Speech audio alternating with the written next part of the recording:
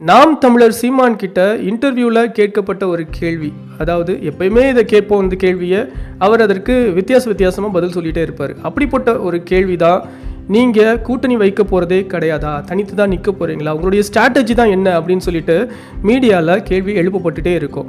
But சீமான் மாற்றி மாற்றி பதில் சொல்லிகிட்டே இருப்பார். இன்றைக்கு அவர் ரீசெண்டாக கேட்கப்பட்ட கேள்விக்கு அவர் என்ன பேசியிருக்காரு, சீமான் இப்படியே தனித்து போட்டிட்டு இருந்தார்னா இவருடைய ஃப்யூச்சர் என்னவா இருக்க போது, இதைத்தான் அலசி ஆராய போகிறோம். ஸ்கிப் பண்ணாமல் கடைசி வரைக்கும் வாங்க. நான் உங்கள் Jayaras. Welcome to Jayaras light. 2010 வருஷம் நாம் தமிழர் கட்சி அப்படின்ற ஒரு கட்சி ஆரம்பிக்கப்பட்டு 2010, 11, 14, 16, 2024 கூட மைக் சின்னத்தில் இந்த நாம் தமிழர் கட்சி போட்டியிட்டு அதிகபட்ச வாக்குகளை பெற்று இது தோல்வி பெற்றது அப்படின்றது நம்ம எல்லாருக்குமே தெரியும். இந்த கட்சி நல்லாவே வளர்ந்துட்டே இருக்குது அப்படின்றத மீடியாவுக்கும் மட்டும் இல்லை மக்களுக்கும் தெரியும். நம்ம அதை கூர்ந்து வாட்ச் பண்ணிட்டு தான் இருக்கோம். பட் இதனுடைய ஃப்யூச்சர் என்னவா இருக்க போகுது? இவர் தனியாகவே இப்படி இந்த நாம் தமிழர் கட்சியின் மெயினான செயலாளர், அதாவது தலைமை செயலாளராக இருக்கக்கூடிய சீமான் அவர்கள் என்ன தான் முடிவு எடுக்க போகிறார்? ஏதாவது ஒரு பிளான் வச்சுருக்காரா, ஸ்ட்ராட்டஜி வச்சுருக்காரா? இப்படியே அவர் தன்னுடைய கட்சியை தனித்து போட்டியிட்டு தன்னுடைய தலைமையில் முதலமைச்சராக ஆக போகிறேன் அப்படின்றத மக்கள்கிட்ட அவர் பறைசாற்றி வந்துட்டுருக்காரு. பட் இதெல்லாம் ஜெயிச்சா தான் முடியும். அதிகபட்சமான ஓட்டுக்களை பிரித்து எந்த பிரச்சனமும் கிடையாது, தொகுதிகளை ஜெயிக்கணும், அவர் முதலமைச்சராக ஆனால் தான் இது வெற்றி பெறும் அப்படின்றது நம்ம எல்லாருக்குமே தெரியும். இப்படியே காலம் கடந்து போய்கிட்டே இருக்க ஒரு காலத்தில் சீமான் மறையக்கூடிய சிச்சுவேஷன் வருது அப்படின்னா இந்த நாம் தமிழர் கட்சிக்கான ஃப்யூச்சர் என்னவா இருக்கும் அப்படின்னு நம்ம யோசிச்சு பார்க்கும்போது நம்மளுக்கே வியப்பாக தான் இருக்குது. இந்த நாம் தமிழர் கட்சியை குறித்து சீமான் கிட்ட மீடியாவில் ஒருத்தர் கேள்வி எழுப்புகிறாங்க.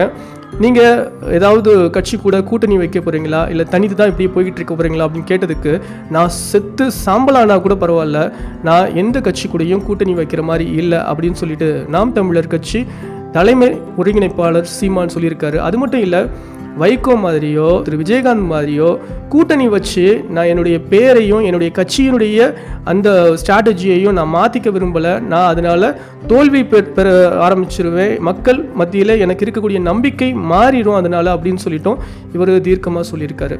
விஜயகாந்தும் வைகோவும் இந்த மாதிரி கூட்டணி வச்சு தான் அவங்க தோல்வி பெற்றாங்க அப்படின்றத ஸ்ட்ராங்காக சீமான் அவர்கள் நம்புறாரு. சார் ரைட், இந்த நாம் தமிழர் கட்சி இவ்வளோ ஒரு கேரண்டியாக ஸ்ட்ராங்காக இருக்காங்க, தனியாக தான் நம்ம போட்டியிட போகிறோம் அப்படின்னு சொல்லிட்டு இருக்காருன்னா வெற்றி பெறுறதற்கு என்ன ஸ்ட்ராட்டஜி வச்சுருக்கீங்க அப்படின்றது நம்மளுடைய கேள்வியாக இருக்குது. நீங்கள் இப்படியே ட்ராவல் பண்ணிகிட்டே இருக்கீங்க, கொஞ்சம் கொஞ்சமாக ஓட்டுடைய அளவு கூடிக்கிட்டே இருக்குது, அதில் டவுட் கிடையாது. பட் இதனுடைய அளவு இப்படியே கூடிகிட்டே தான் இருக்கும் அப்படின்றதுல எந்த நம்பிக்கை இருக்குது? உங்களுடைய கட்சியில் இருக்கக்கூடியவர்களுக்கு என்ன நம்பிக்கை நீங்கள் கொடுக்க போகிறீங்க அப்படின்றது தான் நம்மளுக்கு புரியாத புதிராக இருக்குது.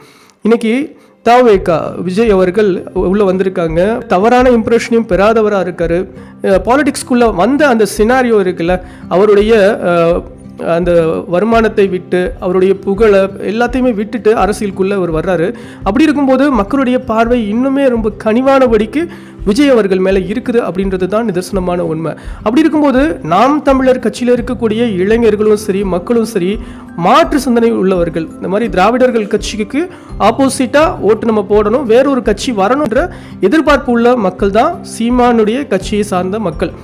அந்த மக்கள் எல்லாம் அவங்களுடைய பார்வைகளை கொஞ்சம் விஜய் அவர்கள் பக்கமாக திருப்பி இருக்கிறதும் உண்மைதான். அப்படி இருக்கும்போது சீமான் பக்கத்தில் இருக்கக்கூடிய நாம் தமிழர் கட்சியை சப்போர்ட் பண்ணக்கூடிய மக்கள் மாற்றி ஓட்டு போடுறதுக்கும் வாய்ப்பு இருக்குது. இதனால் நாம் தமிழர் கட்சிக்கு ஓட்டு போடுற எண்ணிக்கை குறையிறதுக்கும் வாய்ப்பு இருக்குது அப்படின்னே சொல்லலாம்.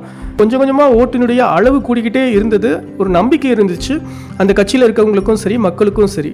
பட் இந்த தடவை வரப்போகிற தேர்தலில் கொஞ்சம் மாறி நடந்துச்சு அப்படின்னா, ஒருவேளை விஜயனுடைய தமிழக வெற்றி கழகம் ஒருவேளை லீடிங்காக ஓட்ஸ் வாங்கிருச்சு அப்படின்னா நாம் தமிழர் கட்சி மீது உள்ள நம்பிக்கை மக்களுக்கு கொஞ்சம் குறைய தான் செய்யும், கொஞ்சம் அப்படியே விஜய் பக்கம் சாயறதுக்கும் வாய்ப்பு இருக்குது. இப்படி இருக்கும் பட்சத்தில் தான் அந்த மீடியாவிலிருந்து நாம் தமிழர் கட்சி சார்பாக இருக்கக்கூடிய சீமான் கிட்ட இப்படி ஒரு கேள்வி எழுப்பப்பட்டது. பட் அவர் ஸ்ட்ராங்காக மறுத்துட்டாரு. விஜயும் சீமானும் சேர்ந்தா கொஞ்சம் வெற்றி பெறுவதற்கான வாய்ப்பு சூழல்கள் அதிகமாக இருக்குது அப்படின்றதும் பார்க்கக்கூடிய மக்கள் நம்மளுக்கே இப்போ கொஞ்சம் தோண ஆரம்பிக்குது. இவர் கொஞ்சம் இவருடைய ஸ்ட்ராட்டஜியை மாற்றிக்கிட்டாருன்னா மக்கள் நாமும் புதிய ஒரு ஆட்சியை நம்ம பார்க்க முடியும் அப்படின்றது நம்மளுக்கு கிளியராக தெரியுது.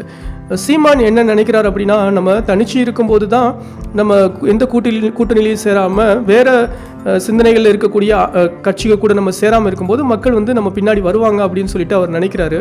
பட் இப்போ இருக்கக்கூடிய வாய்ப்பு அவருக்கு நல்ல வாய்ப்பாக இருக்குது. விஜய் கூட அவர் சேர்ந்தார் அப்படின்னா இது ஒரு நல்ல ஒரு டஃப்பான ஆப்போனண்ட்டாக ஒரு டிஎம்கே ஏடிஎம்கேக்கு அமையும் அப்படின்றதுல எந்த வித டவுட்டும் கிடையாது. என்ன போல் நீங்களும் சீமானும் விஜயும் சேர்ந்து இந்த தேர்தலில் நின்னா அது சரியானதாக இருக்கும் அப்படின்னு நீங்கள் நினச்சிங்கன்னா கமெண்ட் செக்ஷனில் கமெண்ட் பண்ணுங்கள். நம்ம வீடியோவை உங்களுக்கு பிடிச்சிருந்ததுன்னா லைக் பண்ணுங்கள். தொடர்ந்து நம்ம வீடியோவை பார்க்கணுன்னு நினச்சிங்கன்னா நம்ம சேனலை சப்ஸ்கிரைப் பண்ணி சப்போர்ட் பண்ணுங்கள். நன்றி.